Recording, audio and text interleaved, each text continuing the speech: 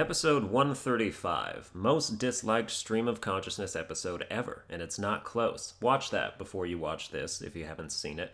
Quadruple the dislikes of the next highest offender, and that was about gun control right after Parkland, so imagine my surprise. I have no doubt some of it is bad faith garbage by people who were personally molested in the asshole by Christianity at a young age and have chosen to take it out on a young murdered missionary. I know this because some of the comments on that video are absolutely vitriolic, borderline inhuman, and slathered in contempt. It's disgusting. One of them called it divine justice. A few people referred to him as a typical colonialist white boy, like he's not half Asian, and like his race has shit to do with jack shit. Another guy called him an Instagram whore who did it for fame. One guy said the world is a better place without him, and we should send more Christians to go there. I'd say that's pretty telling. Did your girlfriend cheat on you with a missionary and now you can never have sex in that position again?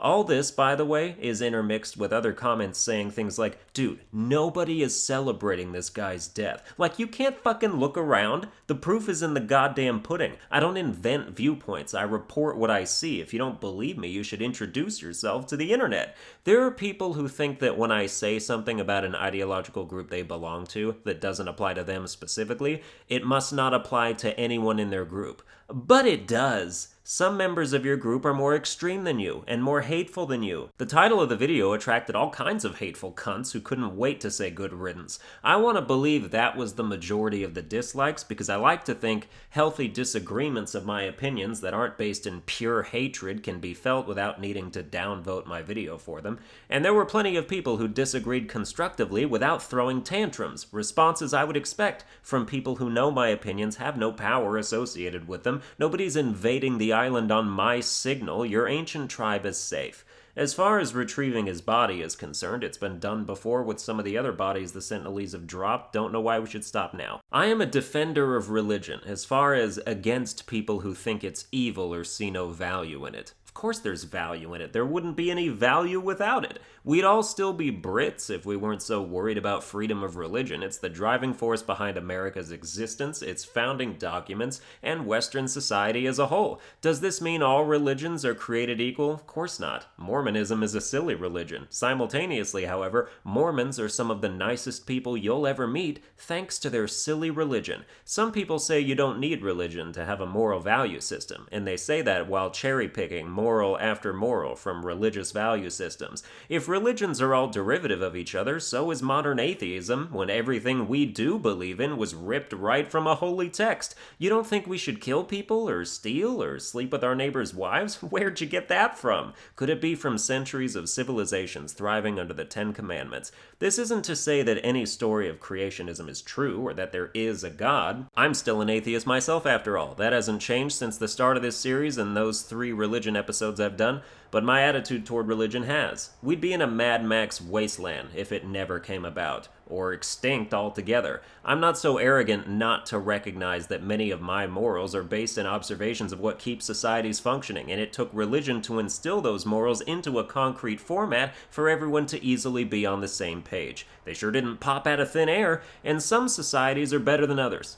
But only if you count population, stability, security, liberty, prosperity, freedom, optimism, satisfaction, etc. as objectively positive metrics. Hint, you should. Not all values are created equal. It always strikes me as weird that atheists seem to have a particular disdain for Christianity over other religions, and a particularly apologist stance on Islam, especially since many Muslim-majority countries still execute atheists. Afghanistan, Iran, Pakistan, Saudi Arabia, and officially 10 other nations all do it.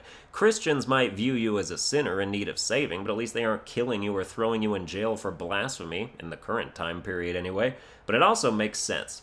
Christians are literally a third of the global population. They're the majority holding religion, and with majority comes hatred for being the majority. When people who hate religion think of the typical Christian, they envision an old white man telling gay people they're going to hell. Christianity is synonymous with privilege, which makes sense given that around the world it is the target of 80% of all religious persecution. Or does that not make sense?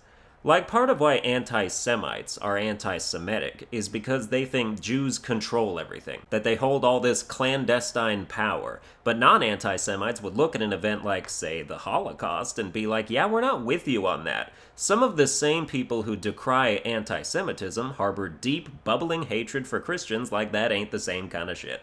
Christians think homosexuality is a sin. Orthodox Jews think homosexuality is a sin. Muslims think homosexuality is a sin.